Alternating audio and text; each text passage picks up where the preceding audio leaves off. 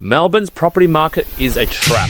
Here's who's about to get burned. I'm telling you guys, not all growth is good, especially when it's built on hype, desperation, and FaceTime inspections. Melbourne's property market is heating up again. But before you pop champagne and bid on a 3-bedder in Tarneit, you better understand this, guys. We're in a 2-speed market, and if you've been following the herd, you're probably headed straight for a cliff. So what are we unpacking today? In today's video, I'm breaking down what the hell is a 2-speed market. What does it actually mean to you? And why is it dangerous? Why interstate buyers are flooding Melbourne's outer burbs like it's a Black Friday sale. The brutal risk from overpaying to holding negative equity in a ghost town, and how smart long game investors are quietly avoiding the hype and stacking wins. This is the video that could save you from buying a lemon in Lara or a dud in Dandenong. Let's get into it. Firstly, let's talk about the 2-speed market. First lanes and dead ends. To quote realestate.com.au, quote, Melbourne's affordability is attracting investors from across the country, end quote. And Cameron Kasha from PropTrack in 2023 has said, quote, property booms in outer suburbs are often speculative bubbles waiting to burst, end quote. And from these two different views, this is the data, guys. According to CoreLogic, the median house price in Melbourne's outer suburbs like Craigieburn and Werribee jumped over 25% during the 2020 to 2021 boom, while inner city areas like Carlton and South Bank barely moved. So guys, this is my take.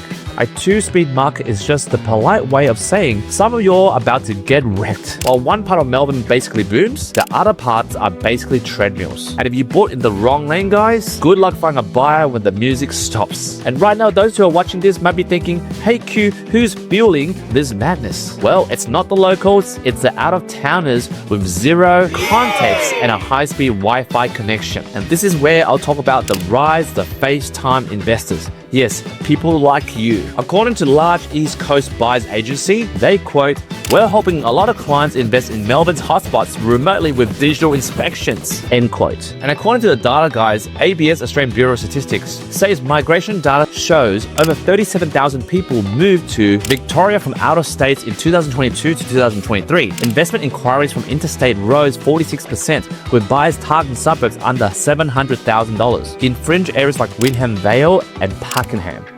Sorry, I can't pronounce Pakenham, whatever. This is my take, guys. Invested in a suburb, for example, myself, who can't pronounce the bloody suburb, and also you've never walked through before, and you're buying based on what the buyer's agent said, I'm telling you guys, that's not strategy. That's real estate roulette. And spoiler alert, guys, the house always wins. And this is where I talk about the real danger, guys. It isn't about just remote investing. It's what happens after you buy in a hype suburb that you can't keep up with its own population growth. And right now, this is where I talk about when the infrastructure sucks and the renters don't come. To quote mainstream views, according to Herald Sun, quote, Melbourne's growth corridors are booming with new developments, end quote. And according to Infrastructure Victoria, quote, they say new builds without matching infrastructure are a recipe for long-term vacancy risk, end quote. And guys, this is the data. According to SQM research, outer suburbs like Mickenham and Rockbank are experiencing rental vacancy rates as high as 4.8% compared to 1.2% in established inner city zones. Meanwhile, guys, infrastructure delivery in growth zones is lagging by an average of 3 to 5 years. So this is my take, guys. It's the same story every property cycle, right? There's roads first,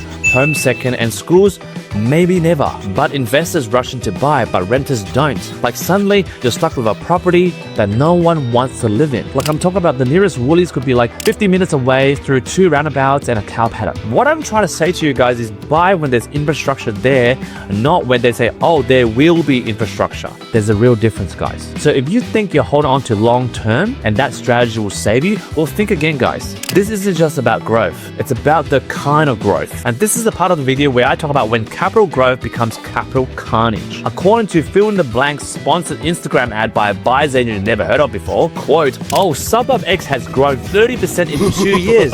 Now it's time to buy, end quote. Have you heard of that before? But here's the reality, guys. According to AMP chief economist Shane Oliver, he quotes, rapid capital growth without economic fundamentals usually ends in price corrections, end quotes. And guys, this is the data. CoreLogic shows that some outer suburbs that boomed in 2021 are now retracting. Point Cook, for example, is down 6.3% year on year in 2024. Meanwhile, inner blue chip suburbs have held or grown modestly. And guys, this is my take. Buying in the boom is like turning up to a party right before the cops arrive. The cake's empty, the DJ's unplugged, and you just paid peak cover charge just to stand in the driveway. And if you're not buying based on population growth, job hubs, and wage data, you're the product, not the investor. So in this point of the video, you'll be saying, hey Q, so how do you avoid all this? How do you buy into Melbourne without getting stitched up? So right now in this video, I'll teach you how to actually play in the Melbourne market. According to Domain Property Academy, they suggest, quote, look for long-term growth indicators, not just short-term price trends, end quote. Like I'm telling you guys, just me being real with you. If your buyer's agent doesn't know which train line the suburb is on, I mean, just fire them. They have no product knowledge of that area. Because according to data, ABS, which is Australian Bureau of Statistics, and RBA, Reserve Bank of Australia, the data shows suburbs with strong wage growth, school zones, and infrastructure pipeline outperforms hotspots all the time. And this is over a 10-year window, and the outperformance is by 20 to 35% in capital growth. So for those that are watching this at the moment, if you want to win in Melbourne, I'm telling you right now, just get local. Buy where owner-occupiers want to live. Follow school zones, employment clusters, and demographic shifts. I'm not talking about hype maps on TikTok. If your buyer's agent can't pronounce Essendon, for example, if I pretend to be a buyer's agent, you probably call me out straight away because I clearly can't pronounce that, and all the other suburbs that I just mentioned because I'm not a local. And if that happens, I suggest you get a new buyer's agent. Now, right now, guys, a lot of you'll be scratching your head and go, hey Q, well, where should I buy? And I understand not every of my clients have a 7-figure budget, but that doesn't mean you're locked out of smart investing. In fact, some of the best long-term plays in Melbourne are hiding in plain sight. These are the top 5 suburbs in Melbourne that are under $800,000. And you don't need a $1.5 million budget to play the long game in Melbourne, but you do need local intel, a strong rental market, and infrastructure that's actually built. These suburbs are where the smart investors look when they want value without ending up in a paddock with no footpath. Number 1, guys, Sunshine and Sunshine West. It's got a 5-year growth of 35% on average. Its median house price is $780,000 according to CoreLogic 2024, and this suburb has been called the next Footscray for a reason. It has a fast train to CBD, right under 20 minutes to get to the CBD, and it's part of the state's suburban rail loop investment. And at the moment, it's already seeing gentrification. In terms of school zones, Sunshine College is improving rapidly. Also near Werribee College, clearly I can't pronounce that, but it's around that fringe zone. And in terms of local insight, because I had a lot of clients in Victoria, obviously my videos go over Australia and I have a big customer base in Victoria, even though I'm in Sydney. According to local insight, that area has a lot of immigrant side hustles, old school brick homes, and cafe culture is cashing up. Investors that ignored it 5 years ago are kicking themselves at the moment. Number 2, Thomastown North. And in the last 5 years on average, they experienced a 28% capital growth. The median house price over there is $760,000 according to CoreLogic. And I think personally, not financial advice or property coaching advice, but looking at the data, it's 17 kilometers away from the CBD. It's close to Epping Plaza, Northern Hospital, and the new employment zones at the Cooper Street precinct. That is solid infrastructure. Also on top of that, it has strong multicultural owner-occupied base, means it will experience low price volatility. And in terms of transport, guys, Thomastown Station plus Ringwood nearby equals commuter gold. And these are the local insights that I've heard. I know this suburb is not sexy on Instagram, but it's rock solid for tenants, tradies, and working families. And at the moment, this suburb is quietly rising while TikTok pushes Tronganina.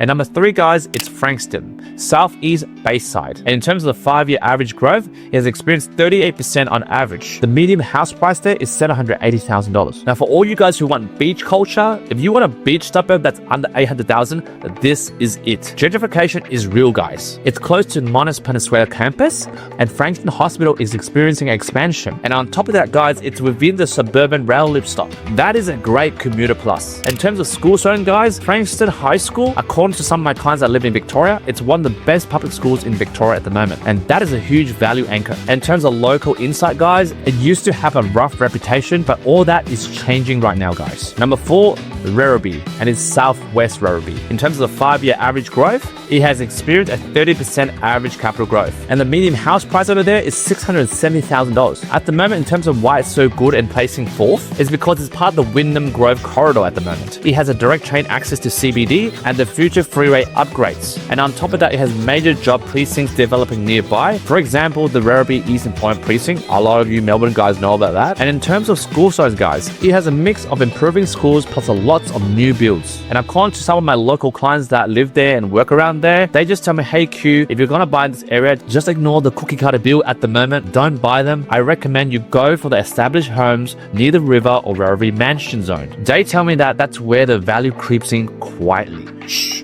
keep it between me and you. And guys, lucky number 5 is Noble Park, Southeast. In terms of the 5-year growth average, it's experiencing 34% capital growth on average. The median house price there is $770,000. And for those Melbourne folks or Victorian folks that are watching this, I know, it's not quite like Dandenong and it's not quite like Springvale. And that's exactly the sweet spot, guys. Currently, it's gentrifying fast. It has a killer food scene, rock solid train line access, and a multicultural rental market that sticks. And although the transport, it kind of sucks, like it's 40 minutes to the CBD by train, but it has easy access to Monash access. In terms of local insights for those locals that live there, I've heard they have a strong rental demand and older homes on larger blocks, and they're all priced below its full potential, but only for now. So guys, this is my final thoughts on suburbs that are under $800,000 in Melbourne at the moment. These areas might not go viral on Instagram. They're not the shiny house and land packages with the LED strip lighting, or they have a 5-minute commute to Woolies or something like that, but they tick the real boxes. They're close to jobs, solid schools, train lines that actually work, rental demand that won't evaporate when interest rates sneeze. So guys, forget the hype suburbs pushed by interstate buyers agents with a drone or a ring light and who have zero postcode credibility. If you're shopping under $800,000 and you want capital growth, rentability, long-term demand, this is your blueprint. But again, not financial advice. And hey, you might not listen and you might be still tempted by the clickbait and the hype and the so-called buyers agents out there. But just a word of caution, guys. These guys, some of them are using ChatGPT and Google Maps to sell you on suburbs they've never visited before. On top of that, guys, beware of buyers agents that work with these dodgy developers who are flogging investment grade townhouses 2 hours from CBD with no train line in sight. And on top of all that dodginess, watch out for the politicians approving mass rezoning in growth corridors without schools, roads, or hospitals. And most importantly, including myself, take it with a grain of salt, the so-called property influencers telling you, just get in the market right now, as if buying in Melton is the same as buying in Fitzroy. So guys, here's the truth. This is my closing statement. Melbourne is a land of opportunity. But right now, guys, you need to be smart. You need to know how to read the terrain. There's nothing wrong with buying in the outer suburbs, but there's something wrong buying there blindly. I don't want you buying based on hype, FOMO, or your cousin's mate who bought in officer. So if you guys want a really tailored strategy plan that includes holistic lending, where to buy by speaking to my respective buyers agents, setting up trust structures if you want with my financial planners and accountants, I suggest you to either book a 50-minute strategy call with me or a 60-minute deep dive strategy call with me, where I create a tailored plan to help you, like all my investor clients that found me through TikTok or YouTube and booked a call, to do your proper due diligence before you enter the market in Melbourne. But then, hey, if you're not ready, just hit the like button, hit the subscribe button, and smash the share button. Share this information to your friends, colleagues, family members, whoever they are that needs this information, because at the end of the day, guys, knowledge is power. And thank you for watching another episode of That Property Roast, and I'll see you in the next couple of days.